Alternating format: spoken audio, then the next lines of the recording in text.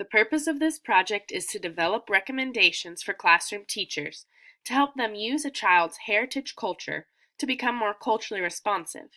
This is done through examining and observing general and specific pieces of the Czech culture through online exploration and an interview with an immigrant family.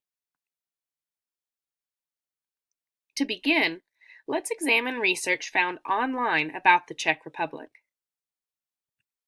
The Czech Republic is a landlocked country located in Central Europe, southeast of Germany. The country also shares borders with Austria, Poland, and Slovakia.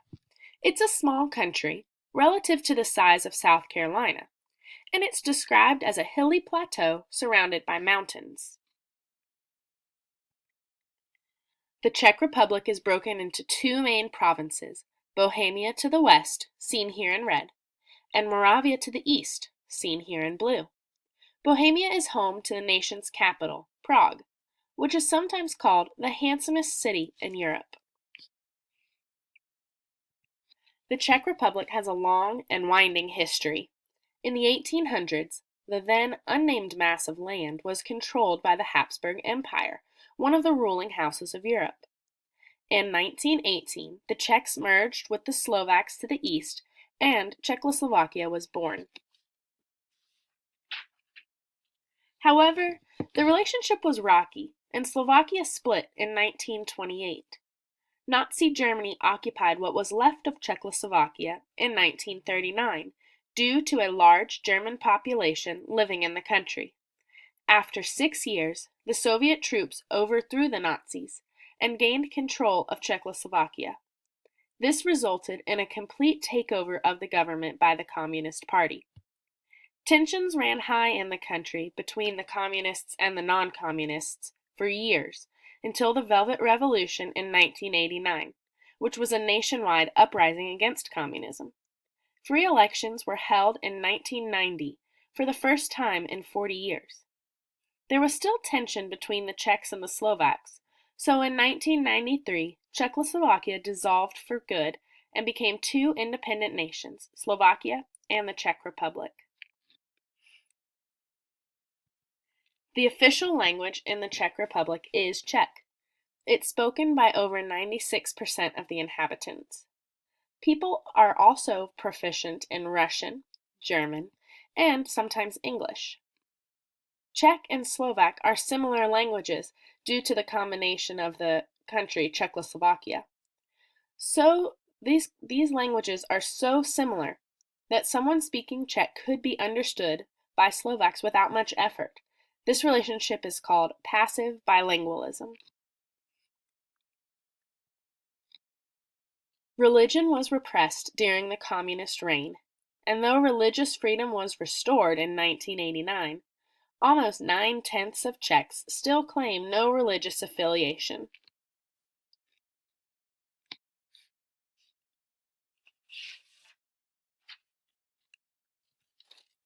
There are 7 bank holidays in the Czech Republic. This means that there are 7 holidays in which banks and schools are typically closed. They are New Year's Day, Liberation Day, the day when the Czechs were liberated from the Nazis, the day of the Slavonic apostles Cyril and Methodius. These men created the Czech language and translated the Bible into that language.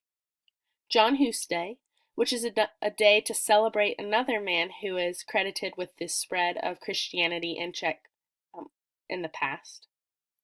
The Day of the Czech Sainthood, which is a day celebrating Saint Wenceslas. Independence Day. And finally, the Day of the Students' Fight for Freedom. This holiday began with an anti-Nazi demonstration, but during the communist reign, the students once again went out to protest communism. This is credited with the beginning of the end of the communist reign. The Czechs also celebrate Christmas and Easter, except a little differently. Families decorate eggs using wax, straw, stickers, and food coloring, as you can see on the right. On the left, this is a picture of the whips that the boys make on Easter Sunday. They make them out of willow branches. On Easter Monday, The boys go from house to house whipping girls on their bottoms and the backs of their thighs. The girls then give them the eggs that they've decorated. This is thought to bring fertility and beauty.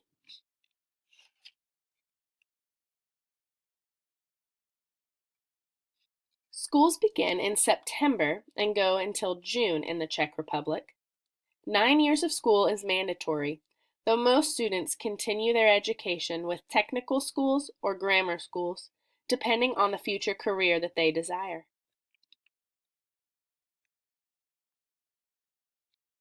To gain further insight into the Czech culture, a family was interviewed. Their names have been changed for privacy.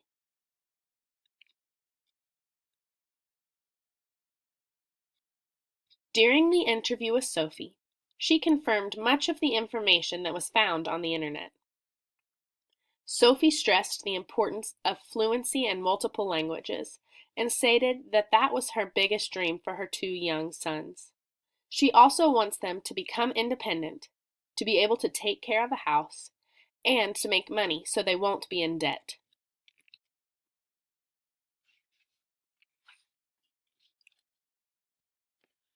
Sophie commented how many things were similar in both the Czech Republic and the US, but noted that there is not as much stress in the United States as there is in the Czech Republic. She says that everyone is rushing around all the time there and they're nervous, but in the US, everyone stops to talk and communicate. She says that they appreciate her and they smile, and if you ask them a question, they'll usually answer you.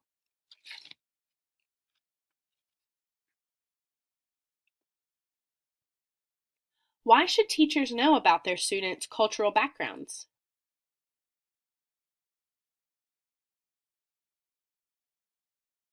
The teacher who can find a common ground with diverse students will promote their further education. Relationships between individuals or groups of different cultures are built through commitment, a tolerance for diversity, and a willingness to communicate.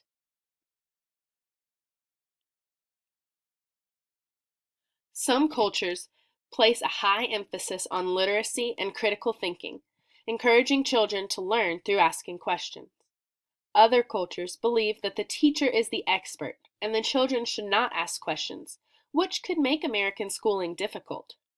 Awareness of the differences of native cultures and background experiences helps teachers as they seek to maximize learning and student success.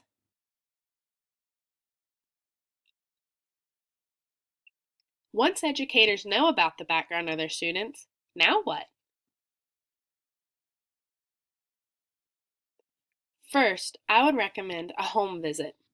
Home visits feel more intimate than parent-teacher conferences and shows the interest and dedication of the teacher to understand the child and his or her background and culture. It also allows the family to be the experts while the teacher is just listening. Before going on a home visit, the teacher should determine if a translator is necessary for communication. When unsure, always bring a translator along. A teacher should never rely on a child to be the translator for the family. The teacher should also complete background research online about the culture and use it to prepare a few questions.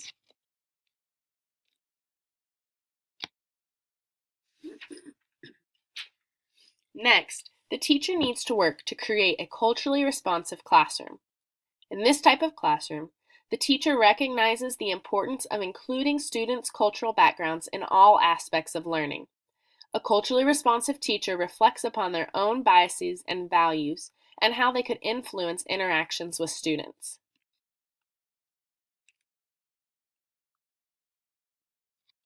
To create a culturally responsive classroom, a teacher must be sensitive to the attitudes that he or she might have about different cultures and work to put them aside.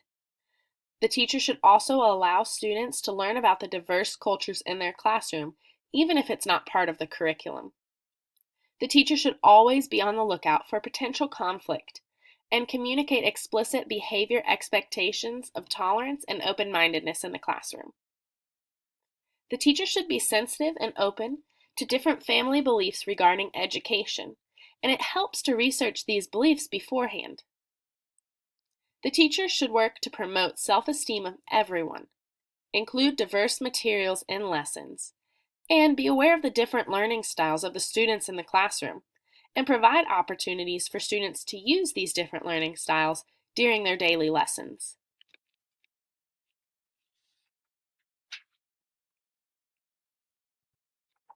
In conclusion, it's becoming more and more important for teachers to understand and value the cultures of the students in their classrooms to provide a culturally responsive school environment which is inviting, effective, and equitable for all.